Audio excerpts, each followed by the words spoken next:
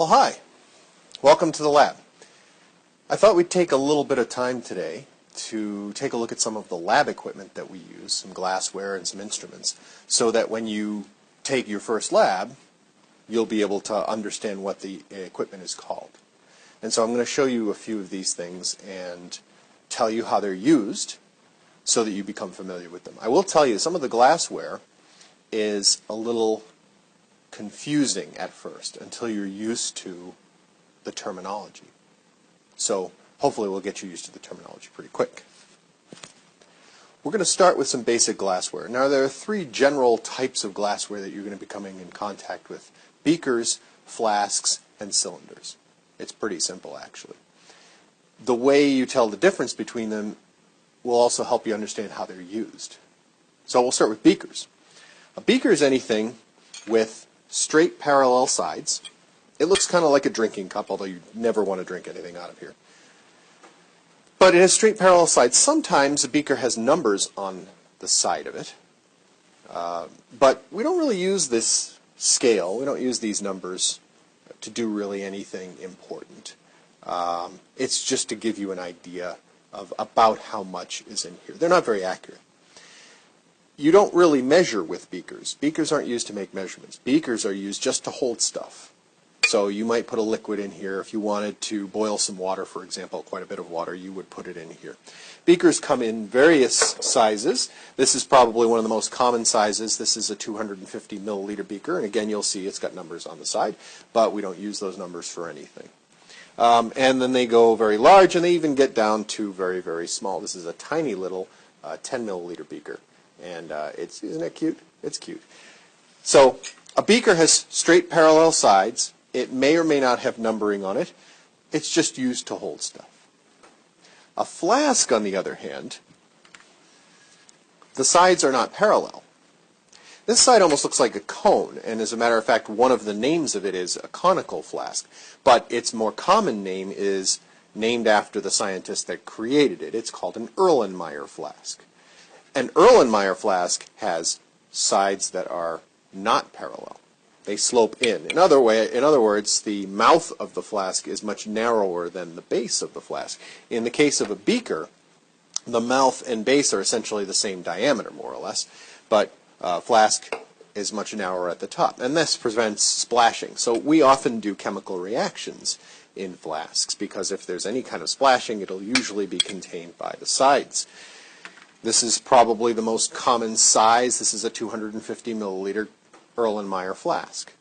You'll be using these every now and then.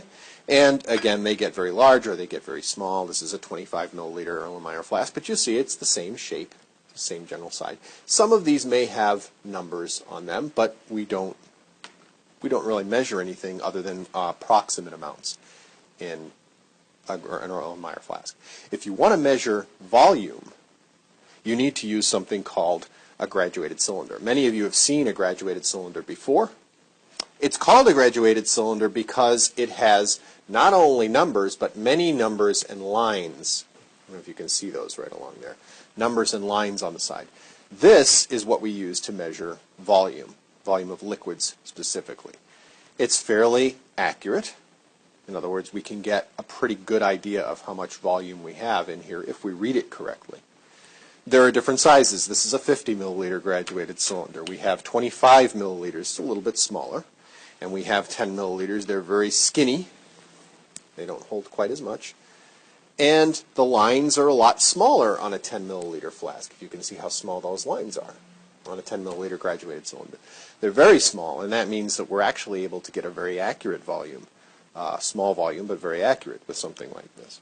So we have beakers, flasks, and graduated cylinders. Graduated cylinders are really the only ones that we're going to use to measure volume. Beakers and flasks hold stuff, but we don't generally measure with them, even if they have lines on them. Some other glassware that you're going to become familiar with. You've probably seen something like this in most movies about labs, or you may have actually used these before. These are, of course, the ubiquitous test tube and the rack, the test tube rack that we keep them in. We need to keep them in a rack because if you look very carefully, their bottoms are rounded, which means they won't stand up. If I put it down on the bench, it'll fall right over. So we often don't want them to fall over because whatever's in might spill. So we put them in a rack to keep them upright. The test tubes are where we do small reactions. We do chemical reactions in test tubes all the time. Tests. Test is just another word for reaction often in chemistry. And if we want to hold a test tube, we're going to use a very specific piece of equipment called test tube holder. This is a test tube holder. You squeeze it together like this, the jaw is open, you can put your test tube inside like that, and now we can hold the test tube securely, but without having to actually touch the glass in case there's something very hot in here or if we want to put it into a flame and heat it. Test tube holder, test tube holder, test tube rack, test tube.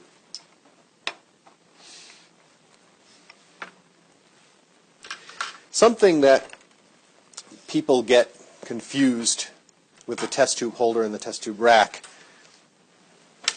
are these things. Now these are called crucible tongs, and they have a very unusual end to them. See, they're kind of bent like that, and they have this weird sort of bent piece in the middle. Crucible tongs are not going to be used to pick up test tubes. They are used to pick up things that are very hot. You can hold something directly in a Bunsen burner flame with crucible tongs, or you can use it to pick up something, a hot piece of glassware, for example. If this beaker were a little too hot to touch, it's small enough I can grip it by the sides. But a crucible tong was originally invented to hold, well, its namesake, a crucible. And a crucible is a small porcelain cup with a little hat.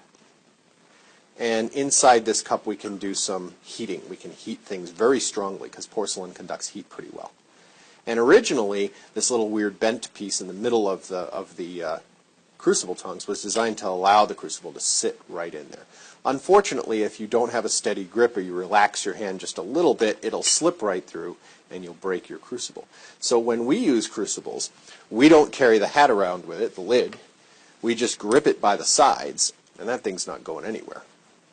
It's very, very secure that way. So we can carry it around the lab, we can put it up. We don't want to be touching it with our hands because it's usually going to be very hot.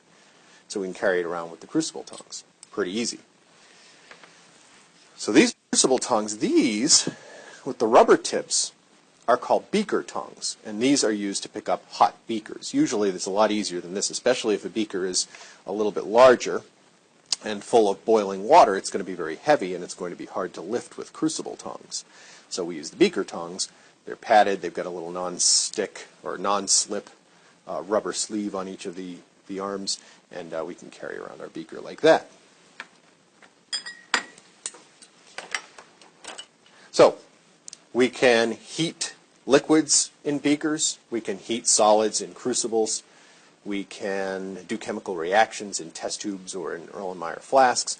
What if we want to heat something? We keep talking about heating things. How do we heat things? Well, we're going to use something called a Bunsen burner. Here's a Bunsen burner. A very famous structure here in chemistry. We use these Bunsen burners to heat things all the time. In a later video, I'll show you how to light it properly. There's a right way to light this thing and a way that's not quite as efficient and more difficult. So I'll show you the easy and correct way of lighting a Bunsen burner later on. But we heat things with a Bunsen burner. This end of the hose gets hooked up to the gas, and we light the tip right here. We turn on the gas and light it, and we get a nice flame that can get fairly hot, about 700 degrees or so. Well, we can hold something directly over the flame using one of our tongs, but sometimes we just want to let it sit, especially if we're going to we'll let water boil. And so if we want to do that, we're going to set up a little structure called a ring stand with a ring and some other items that we might put on. So here is a ring stand, and it has this little platform base. We can often put our Bunsen burner directly on there. And then we can set something, clamp something to the stand itself. In this case, I have an iron ring. It clamps right on here. I can put the Bunsen burner right underneath it. And then if I want a platform or something, I can use, for example, this. This is called a wire gauze. It's made out of wire. It has this asbestos circle in the center that allows us to heat evenly. And I can put the wire gauze on top of the iron ring, and I get a very nice little cooktop. and then I can put my beaker on top of that, and I can heat it nicely. So that's one way that I can heat things. If I want to heat a crucible up on my little oven top, I can do this, but there's probably a little bit easier way and better way to heat a crucible. We can use something called a clay triangle. This is a clay triangle, and that actually holds the crucible rather nicely right in place if we wanted to heat the crucible. When it's time to light the Bunsen burner, I use a sparker. This is a sparker. It creates a little spark, and I can light the Bunsen burner. Again, you'll see this later on when we go ahead and show you how to light the Bunsen burner. Just a couple more to do, a couple of other pieces of equipment that you're going to be using that you want to become familiar with.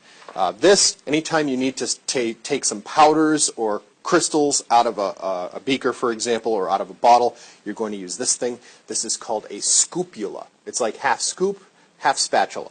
And so you can reach in and you can grab some, and it sort of sits right in there. It's like a little spoon. It sits in there, and you can transfer it from one place to another. So this scoopula is used to get solid powders or crystals out of bottles or beakers and put them someplace where you want to use them. This looks like a giant contact lens. It is in fact called a watch glass, and we can use this. We can put something on there to observe it. We don't ever heat a watch glass. Be very careful. Sometimes you might want to heat this. Don't heat this. This Pyrex that it's made out of is pretty fragile, and it'll crack if you try to heat it. If you do want to heat something in an open container that's not like a crucible, you can use the crucible's big brother. This is an evaporating dish, and you can put something in here and you can heat it very strongly. It's also made out of very strong porcelain. It will heat very well.